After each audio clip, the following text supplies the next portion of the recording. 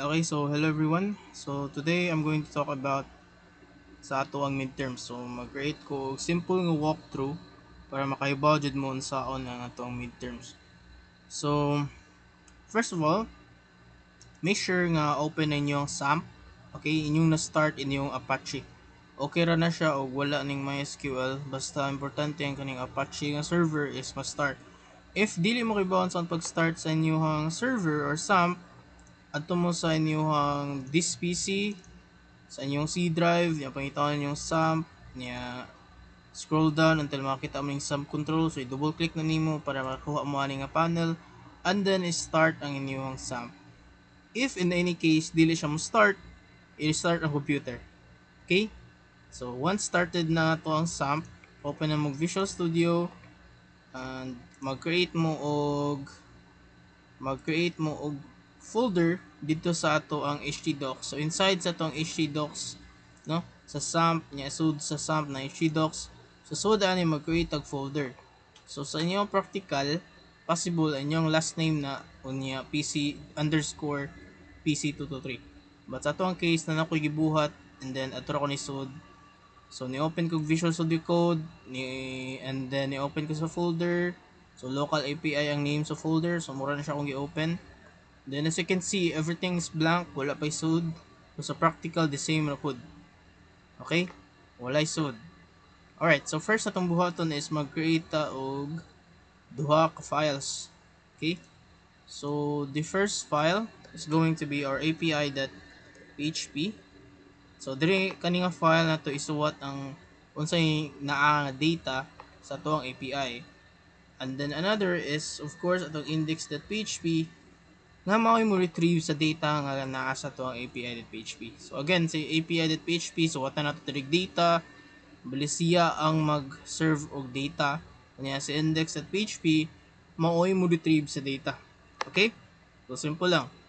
Alright, so first itong API.php, so na ako ihatag ninyo ang requirements unsa nga data ang inyong ipasa or unsa nga data ang inyong i-encode. Okay, so first is mag-create sa ta og simple PHP block. So less than sign, question mark, PHP. Okay, then space, question mark, unya greater than nga sign. That's a simple PHP block. So in between na nila, arita magsuwat sa tuang PHP code. Okay, so para limpyo siya, ako siyang i-enter diri dapita na yan, diri dapita rin kung magsuwat sa akong PHP code. So first is you need to tell this file nga kanimo ang i-serve is kanang application or JSON ang imong i-serve. Okay? So mag-create dira og something para maka-tell. That is the header nga function. So kaning header nga function atong i-define nga ang content, the content type. Okay, again, so ni mo quotation mark ka, double quotation mark, content type, content niya dash type niya na colon application slash JSON. That's it. So you're just telling that this file contains an application or JSON. Okay, and then after that is ang actual nga data imong i-encode. So mag-create og variable. So again, pag create og variable sa ato ang PHP is $sign and then name sa imong variable. So ako ang name is let's say data lang na. And then mag-create ta diri og kanang associative array. Data equals mag-create ta og square brackets, opening and closing square brackets. Ay kalimot sa semicolon, so dapat na semicolon diri pod. And then diri sa sud sa atong square brackets is mag-create na sa tag another square brackets. Okay? Full nga klaro ra. Na. Then sud sa square brackets, so there's a square bracket, ari na ta mag-define sa atong data. So natay usa ka data, mag-create lang ta og tulo ka data. Let's say ibutang lang nato siya og double quotation mark. So ata nato siya og ID. Mo na siyang ID and then space kuya sa duha. Pero mas limpyo mo good. Equal sign and then R mo siya og greater than sign. So mo siya arrow niya unsay value aning ID. Let's say 1. So this is a simple key value, no? Key value pair. Muna siya nanatay key value pair, and then so na is another butangan ninyo og comma, then another na pod nga key. So let's say mo ni ang name, yun sa may sud sa name. Let's say John, di ba? And what if another na pod butangan na to og age, yun sa may sud ni age. Butangan na to og let's say 20 si John. So atong ID nga 1 nag-contain siya name nga naipungan nga John. Napod sa age nga 20. Ana lang. So natay usa ka row sa atong data. No, pwede na ninyo i-copy, then mag-create mo another. So butangan ninyo diri dapita og comma. Nya enter. Nya paste. Na. So na ko another kuan. So para limpyo siya tanawon, ako na siyang limpyon kasi ako ni enter dire. Ako sa ni enter dire. Niya ako na siyang i-tab na para limpyo siya tanawon. So karon na natay ID nga 1, name nga John, age 20. So another is age ID na 2. Kanilahi na pud siya nga name, let's say James, age, let's say James kay 21. Okay, and then gawas again sa tong square brackets, let's create another property. So kani ID ni siya nga 3, yang name kay Rain, yang age kay let's say yang age kay 19. Na so kana natay tulo ka ato ang data na naisud tulo ka row. Okay? So kana simple na natay data, okay na siya. After na is imo na lang siyang i-encode kanita na ni-encode nimo. So JSON first is echo, no? Mag-output ka, nimo siyang i-encode. JSON encode niya kani siya imo siyang isud diri sa iyang JSON encode. And then butangan nimo ikalimot sa semicolon, and then that's it. Save ninyo. So na lang mo simple nga API, no? First inyong buhaton is i-define nga inyong PHP file mag-contain og application or JSON. Then after na is mag-create mo sa data, sudlan ninyo og unsay dapat isud, and then i-package ninyo gamit ang JSON underscore encode kana siyang data inyong ibutang diri. So may encode to siya, and then inyong i-echo para inyo itong ma-output. Ay mo kalimutan echo JSON underscore encode. So again, ang kaning echo sa PHP, the same na siya sa system that print line sa Java. Okay? Or sa Python is kanang print. So output ni siya. Okay? So after na is ara na ta sa tong index.php para i-retrieve ta ni ang data. So unsay data nga gi-encode sa kaning API.php, mao ato ang i-retrieve gamit ang atong index.php. So first, mag-generate usa ta og code, HTML of course. At simple nga HTML dire. Simple HTML. And then igbaw sa HTML, arita pita, enter, then arita magtawag sa tong API.php using curl. Okay, so less than sign, question mark, PHP, space, question mark, greater than sign. Natay simple PHP block. Basta PHP block na siya. After na, is ako lang i-enter na po para limpyutan on. So first yung buhatan diri is mag-create mo variable nga API URL. Kamulay bahala basta mo ni ang URL. Nya space, ibutang quotation, double quotation mark. Nya ko lang butang andaan ng semicolon. Now, ang suda ning API underscore URL nga variable is unsay location sa atong API.php. Diba mo na siya ang ato ang dapat i-retrieve. So unsay iyahang location, as you can see, kung ako siyang i-hover, makita na naman nimo yung location. So siya. Nasa na siya location, I mean, di siya na mga itong gamitin. So, na siya location. So, ang yung location is, kung ato siyang i-kuan dire, ato siyang ipakita. So, sa server na to, ato ang SAMP, ato yung localhost, niya, PC223, niyon sa name sa ato ang folder. Kung sa ito yung name sa itong folder, ang name is, I think, ang name is local API. So, ako siya enter. So, nata sa tong index.php. No, if ako siyang ito sa akong API.php, mo ko sa API.php. Pero nga nang wala siya ni Wandry. Wala lagi.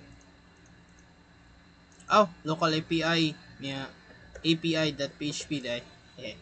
So, as you can see, na ato ang API.php, no? Kani siya nga location mo siya itong i-copy. Ito ibutang diri. But first, ibutang ni mo nga HTTP siya. Colon //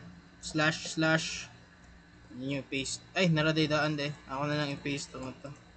So, kani siya nga file, no? Kani siya nga URL. Kani, mo na siya to ang i-retrieve.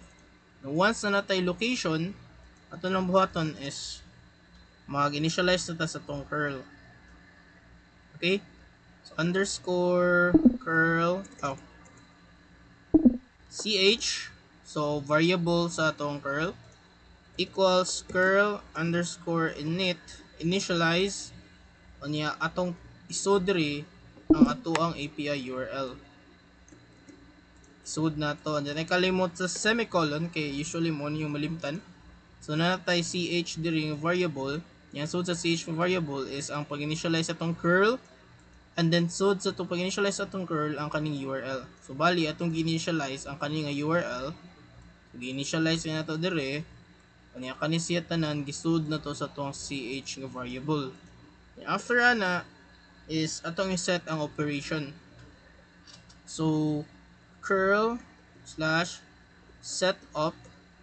So ang pasabot ani nga set operation is unsay buhaton kung ato nang matawagan ang ato ang URL. So atong ganahan buhaton is of course kung unsay ang reply atong kung unsay reply ani ato ang API atong i-store somewhere. Basta ato sang i-record ang iyahang i-reply. So na siya tulo ka parameters nga or arguments ang iyang need. So first of course imong curl. Nan after na is unsang operation. So curl opt asam to curl opt curl set opt return to transfer.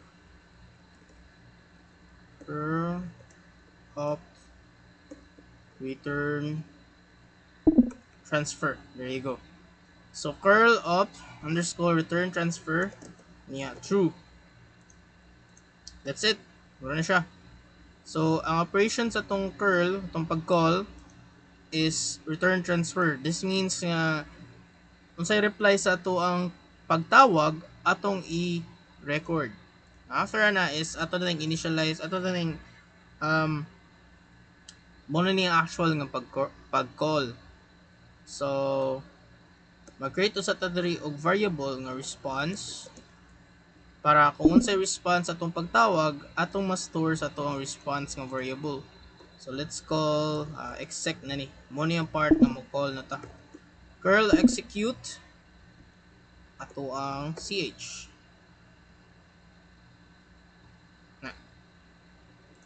So ato na siyang nakuanan, ato na siyang na-call. So unsa to ang madawatan gikan ani niya atong i-store sa atong response.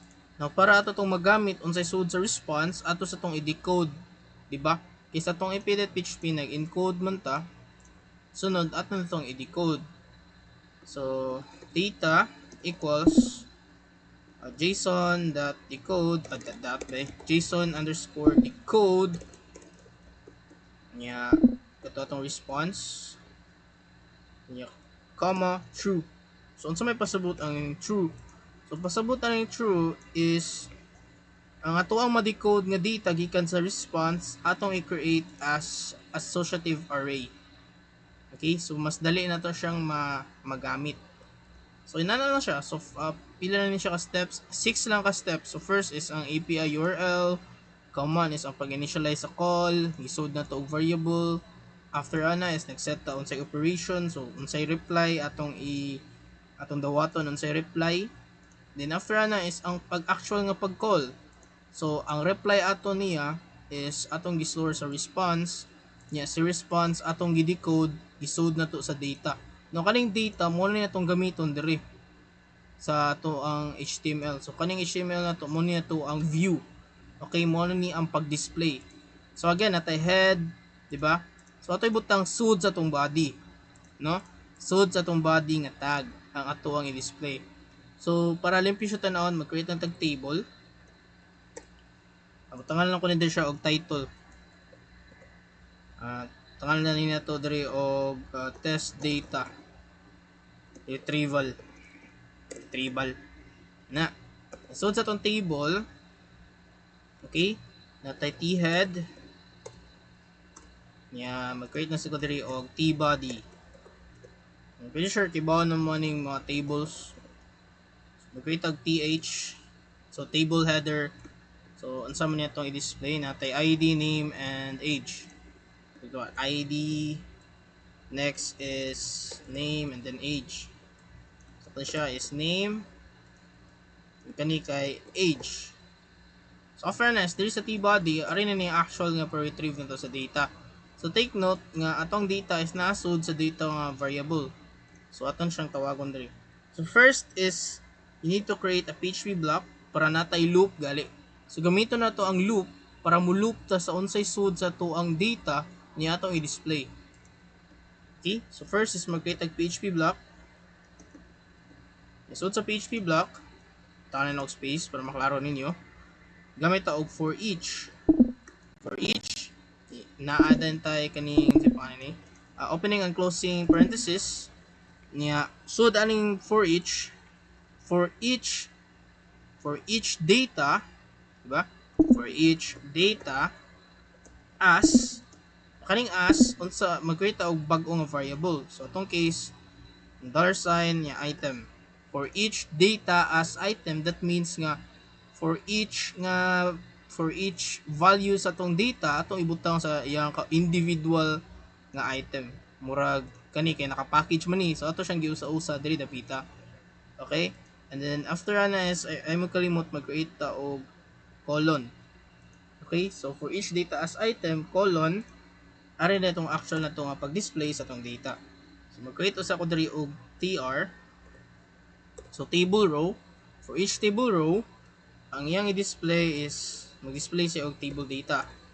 So table data diri dapita mag-create na sa ta og another PHP. Okay, PHP block. Okay? Then so sa PHP block is echo ng HTML special chars.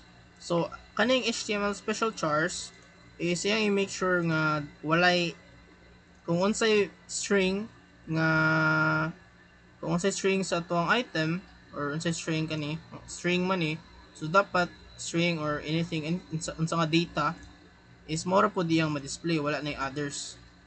So more siya nasa sanitation ba. Okay? So PHP echo, so mag-output ta o sa ato ang item. So item unya square bracket unya single quotation. Okay? Then unsa to ang i-retrieve. So first is of course ID. So take note ID gamay. So of course ID gamay pod. Ana. Ato lang yung butangan diri og kanang semicolon. Now let's create another tree para atong i-retrieve tanan. Na.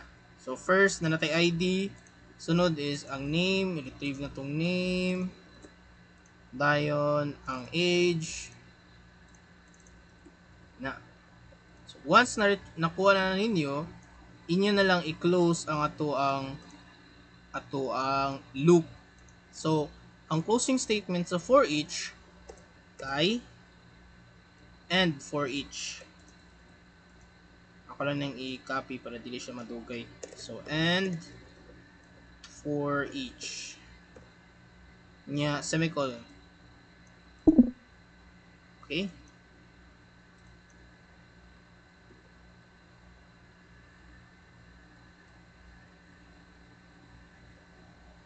Okay, and that's it. Na natay simple nga ko ano, kay ngano natay error, unsa man nga error o wala ra day. Okay? So inana na siya.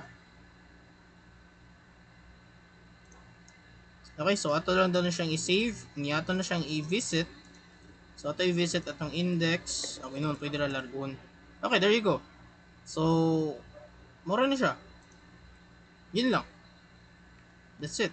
Na-retrieve na to ato ang data gamit ang curl niya atong napa-release dire. Kung niya kamo kung ganahan mo nga kuan like murag limpyo ko no. Abtangan yung border or mogamit mo dira og CSS para inyong design na yung table wala gyud problema. Okay, that's it. Ina na lang atong midterms. Wala na ilain nga twist, wala na kuan, ina na lang gid siya. Basta kibaw lang mo, kibaw mo unsaon paggamit ang curl, kibaw mo gamit og API nga URLs na inyong tawagon, na inyong response, na inyong decode, na inyong i-display. Yan lang. That's it. So ato ang goal again sa atong practical is